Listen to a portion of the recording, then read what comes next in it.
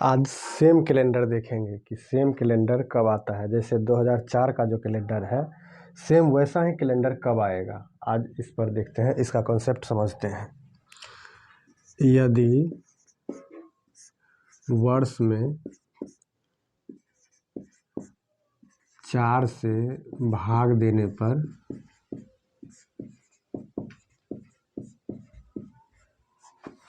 शेषफल 0 आता है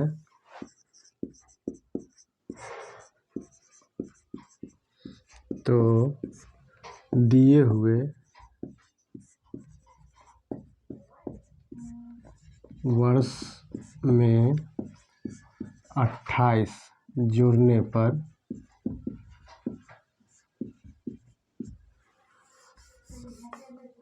प्राप्त कैलेंडर समान होगा।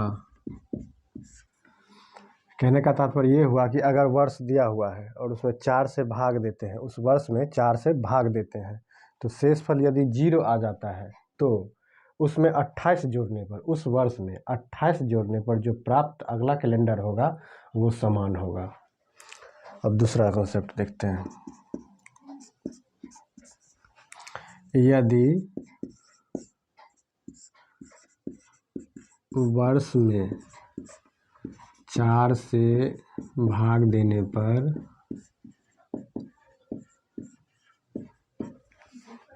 शेषफल 1 आता है,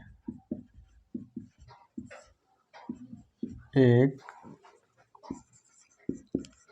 आता है तो दिए हुए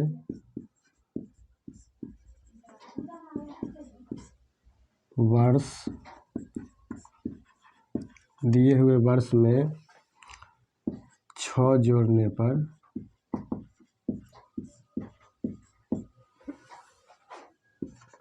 प्राप्त कैलेंडर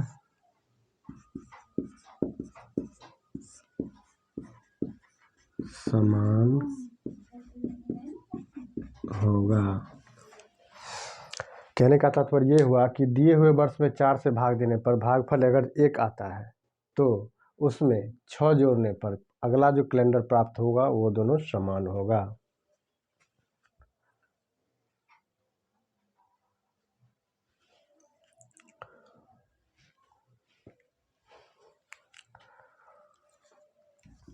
अगला कॉन्सेप्ट देखते हैं।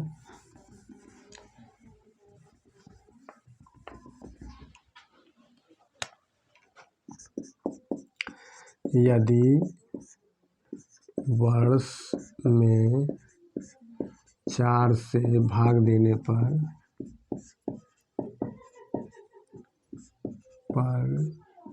शेषफल 2 या 3 आता है तो दिए हुए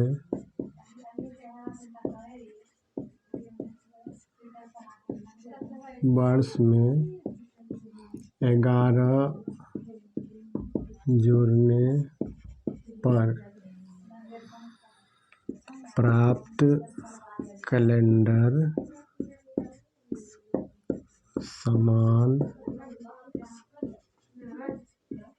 होगा। कहने का तात्पर्य ये हुआ कि यदि दिए हुए वर्ष में 4 से भाग देने पर भागफल 2 या 3 आता है तो उसमें 11 जोड़ने पर जो अगला कैलेंडर प्राप्त होगा वो समान होगा। इसका यही कॉन्सेप्ट सिंपल वे में है। अब इसका आगे सवाल देखते हैं कि इसका सवाल कैसे सॉल्व करते हैं।